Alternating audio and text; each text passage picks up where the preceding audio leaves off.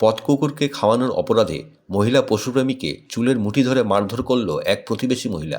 16ই March ঘটনাটি ঘটে হরিদেবপুর চাদার ভিলেজে। অভিযোগ 22 বছরের তরুণী সুপ্রীতি সাহাকে চুলের মুঠি ধরে মারধর করে তার প্রতিবেশী। এই ঘটনায় হরিদেবপুর থানায় অভিযোগ জানানো হয় এবং 19 তারিখ হয়ে যাওয়ার পরও অভিযুক্তের বিরুদ্ধে পুলিশের পক্ষ থেকে কোনো পদক্ষেপ না নেওয়ায় অবশেষে সুপ্রীতি সাহা এবং তার পরিবার হিউম্যান রাইটসের ওমেন সেলের দ্বারস্থ হয়। তার আজ সন্ধ্যায় হরিদেবপুর থানায় এসে জানতে চান কেন অভিযুক্তের বিরুদ্ধে পুলিশ কোনো ব্যবস্থা নেননি, কিন্তু তাদের পাল্টা অভিযোগ হরিদেবপুর থানার পুলিশের পক্ষ থেকে হিউম্যান রাইটস ওমেন সেলের সদস্যদের সাথে দুর্ব্যবহার করে পুলিশ। আর এটা কর্পোরেশনের রাস্তা, আর আপনি চেঁচাচ্ছেন কাকে? আপনি চেঁচাচ্ছেন কাকে? ফোন আমি না আমার গায়ে হাত তুলে সাহস করে দিয়ে আসলো। মারবি? এত বড় সাহস? আমার গায়ে হাত তুলে সাহস করে দিয়ে আসলো। আমার মেয়েকে মারবি? এত বড় সাহস? এত বড় সাহস তোর? হ্যাঁ? এই এখন মারবি? এখানে আমি নাকি কুকুরকে ব্রিডিং করাই। একটা ছেলে কুকুরের মধ্যে কি ব্রিডিং হয়? কি ব্রিডিং হয়? এই তুমি এটা বলেন, এটা সবাই দেখেছে। হ্যাঁ, সবাই দেখেছে। দেখে আনুন কি ব্রিডিং করাই একটা ছেলের মধ্যে। আমার মায়ের সাথে কি ভদ্র ভাষা কথা হচ্ছে? বাহ বাহ বাহ, বেশ করেছি রে। জুতো পেটা করব তো। মারতে দাও মা, মারতে দাও মা,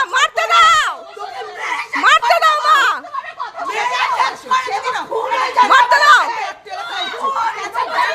ক্যান্সার পেশেন্ট? হ্যাঁ, উনিও ছিলেন। হ্যাঁ, কুকুরও। হ্যাঁ, অভদ্র মহিলা তো মা। অভদ্র মতো কথা বলতে হয়। ল্যাঙ্গুয়েজ ঠিক করুন, ছেলে মেয়ে।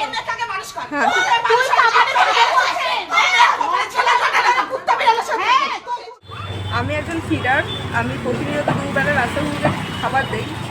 অগাস্টে 2023 থেকে পাপিয়া নন্দী এবং তার 2 মেয়ে ঐশিকা নন্দী এবং ঈশিকা নন্দী আমাকে প্রতিনিয়ত হিউমিলেট করছে।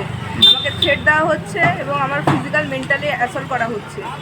এবং 16ই মার্চ 2024-এ আমার গায়ে হাত তোলা হয় এবং রক্তারক্তি কাণ্ড হয়। আমার হাতে এমন লেগেছে, হাত এখনও ফুলে আছে। চুলের মুঠে এমনভাবে ধরা হয় যে আমার স্পাইনাল কর্ড থেকে একদম মাথা টু স্পাইনাল। যাদের নাম বললেন এরা কারা? এরা হচ্ছে ওই যে আপনার কি প্রতিবেশী? আমার প্রতিবেশী। ওখানে তারা 3 জন মিলে আমাকে অ্যাটাক করে এবং আমার মা আমাকে বাঁচাতে আসলে আমার মাকেও অ্যাটাক করা হয় এবং বলে যে কি করবি দেখে নেব। অ্যাটাকটা কেন করা হয়?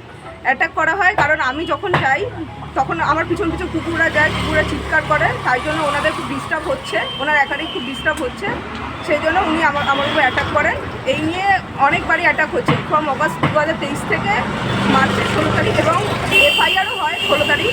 তারপরেও আমাকে থ্রেটেনিং শুনতে হয়েছে যে তোকে আমি প্রাণে মেরে ফেলবো।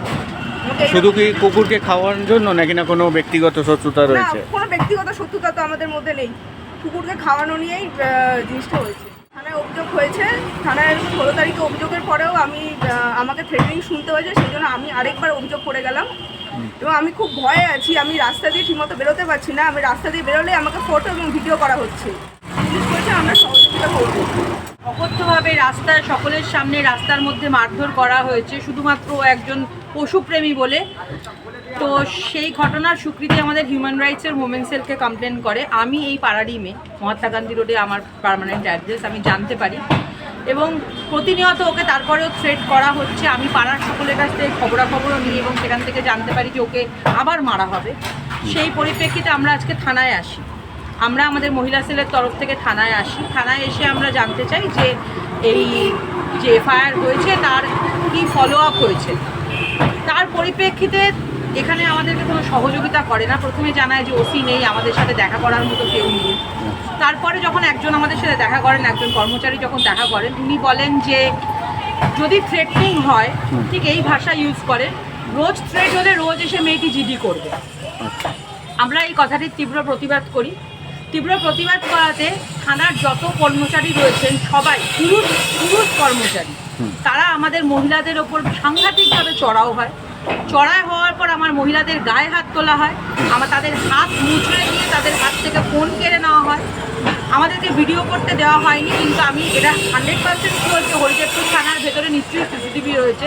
সেই সিসিটিভি ফুটেজ যদি পাওয়া যায়, সেই সিসিটিভি ফুটেজ থেকে সম্পূর্ণ ঘটনা দেখতে পাওয়া যাবে।